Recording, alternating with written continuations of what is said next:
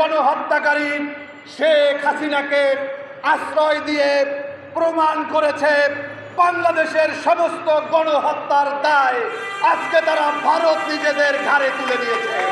ভারত বাংলাদেশের মানুষকে হত্যা করে তারা প্রমাণ করেছে তারা 1971 সালে বাংলাদেশকে স্বাধীনতায় সহযোগিতা করলেও 2024 সালে বাংলাদেশের মানুষ যখন গণতন্ত্র ফিরে পেয়েছে, ভারতীয় হায়নাদের কাছ থেকে যখন নতুন করে স্বাধীনতার সূর্য ছিনিয়ে এনেছে, সেই স্বাধীনতাকে তারা মেনে নিতে পারেনি।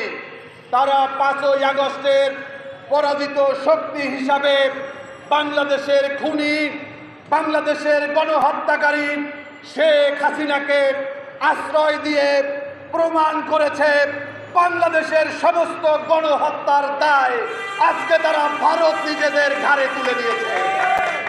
সংগ্রামী বন্ধুরা আমার, তাদেরকে বলতে চাই, বাংলাদেশ সীমান্তে আর কোনো মানুষকে হত্যার সাহস দেখাবেন না। আপনাদের স্বাধীনতার 50 বছরে কয়েক হাজার মানুষকে আপনারা সীমান্তে হত্যা করেছেন। আমাদের বিগত আওয়ামী লীগ সরকারের এমপি মন্ত্রীরা বলেছে ভারতের সাথে আমাদের রক্তের সম্পর্ক, ভারতের সাথে নাকি আওয়ামী লীগের স্বামী স্ত্রীর সম্পর্ক। হ্যাঁ, আমরা দেখতে পেরেছি শেখ হাসিনার পতনের পরে শেখ হাসিনা গিয়ে আশ্রয় নিয়েছে এই ভারতের এই মোদির কাছে গিয়ে তিনি আশ্রয় নিয়েছে। আমরা অবিলম্বে বলবো, আমরা দেখেছিলাম কথিত শেখ মুজিব হত্যার আসামিদেরকে ভারত থেকে ফিরিয়ে আনা হয়েছিল। ঠিক একইভাবে বাংলাদেশের গণহত্যার দায়ে ইতিমধ্যে কয়েকশো মামলা হয়েছে যার নামে। সেই শেখ হাসিনাকে বাংলাদেশে ফিরিয়ে এনে এই গণহত্যার বিচার করতে হবে। আওয়ামী লীগকে নিষিদ্ধ করতে হবে। আওয়ামী লীগ, যুবলীগ, ছাত্রলীগের বাংলাদেশে রাজনীতি করার কোনো অধিকার নাই বন্ধুরা। পাশাপাশি বলতে চাই, ভারত বাংলাদেশের 3 দিকে অবস্থান করছে। আমাদের পশ্চিমে বলেন, আমাদের উত্তরে বলেন, আমাদের পূর্বে বলেন, 3 দিকে আমাদের ভারত।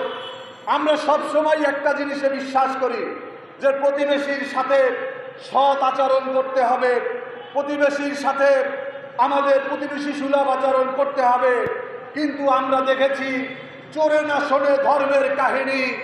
আমরা যতই ভারতকে বলি সীমান্তে বাংলাদেশিদেরকে হত্যা করবেন না, তারা এগুলা কোনোভাবে কর্ণপাত করে না। আমরা ভারতকে দেই ইলিশ মাছ, আমরা ভারতকে দেই জামদানি শাড়ি, আর ভারত আমাদেরকে দেয় ফেলানির লাশ। আপনারা জানেন যে দুনিয়ার এমন কোনো দেশ নাই যেখানে মানুষকে হত্যা করে কাঁটাতারে তারপরে ঝুলিয়ে রাখার ইতিহাস আছে।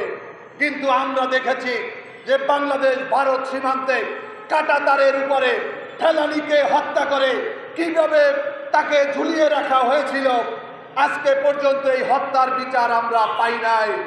আমরা ডক্টর মোহাম্মদ ইউনূসকে বলতে চাই, আপনার অন্তর্বর্তীকালীন সরকার বাংলাদেশের ছাত্র জনতার রক্তের পথ বেয়ে তারপরে ক্ষমতায় গিয়েছে।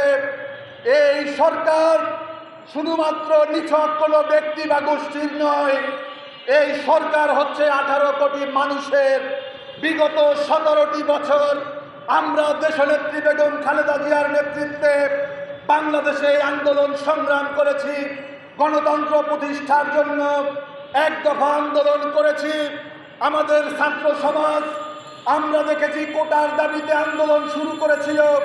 ছাত্র সমাজকে হত্যার মধ্য দিয়ে হত্যার বিচার চাইতে চাইতে আমাদের 1 দফায় তারা এসে উপনীত হয়েছে। আমরা বিগত 2 আগস্ট, আগত 3 আগস্ট, 4 আগস্ট, 5 আগস্টে বাংলাদেশে কোনো রাজনৈতিক পরিচয় আমাদের ছিল না। আমাদের পরিচয় ছিল আমরা ছাত্র